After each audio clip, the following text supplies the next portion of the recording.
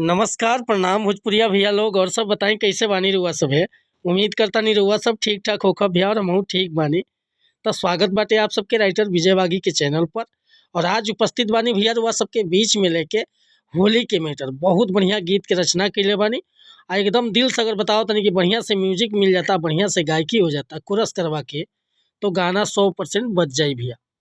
तो चलिए देर ना करते हुए मैटर के शुरुआत कइल जा कि कैसे गीत के गावे के बा, का एकर धुन बा, का लय बा। लेकिन वीडियो स्टार्ट करे से पहले भैया एगो बात बतावल चाहब। रउआ अगर नया सिंगर बानी आ सिंगिंग में इंटरेस्ट बा, अच्छा मैटर के तलाश में भटकतानी, बढ़िया गीत नइखे मिलत, सही तुकबंदी नइखे मिलत, आपके मन पसंद के मैटर नइखे मिलत, तब भैया अगर हमरा चैनल पर आ गइल बानी तो सबसे पहले चैनल के सब्सक्राइब कर ली, बेल आइकन प्रेस कर ली। हर रोज रुआ के नया नया मैटर सुने के, देखे के और गावे के मिलत रही भैया। काहे कि हर रोज मॉर्निंग में हम वीडियो चढ़ाईला आ हर तरह के मैटर लिखीला भैया।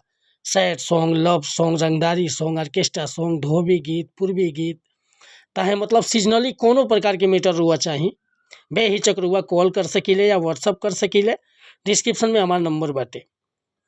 आज के मैटर देखी कैसे गाओगे बाटे। एगो धुन रहे बहुत प्यारा।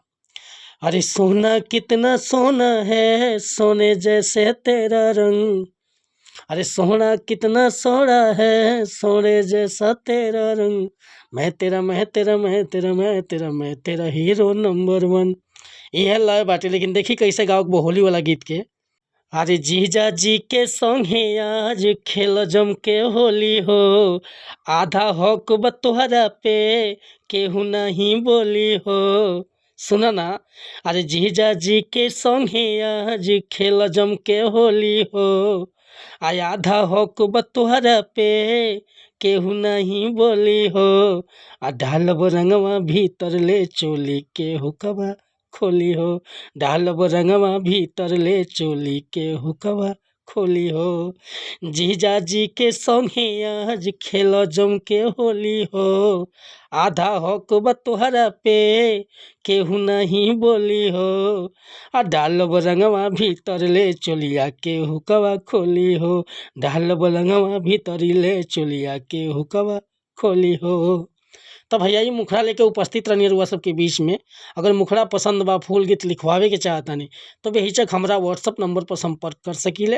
व्हाट्सअप के नंबर बाटे 8874473128। कोनो प्रकार के मैटर लिखवाओ होखे, चाहे नया म्यूजिक बनवाओ होखे, बेहिचक रुआ संपर्क कर सकतानी। और वीडियो पसंद आए तो भैया एगो लाइक करब, कमेंट करब। आ चैनल पर अगर पहली बार आए होखे तो भैया रिक्वेस्ट बा चैनल के सब्सक्राइब करके जाए। मिला तानी फिर से अगला वीडियो में कुछ नया गीत के साथ। तब तक अनुमति चाहता नहीं, कोनो गलती त्रुटि अगर हमसे भली तो क्षमा चाहता नहीं। जय हिंद, जय भारत, जय भोजपुरी समाज।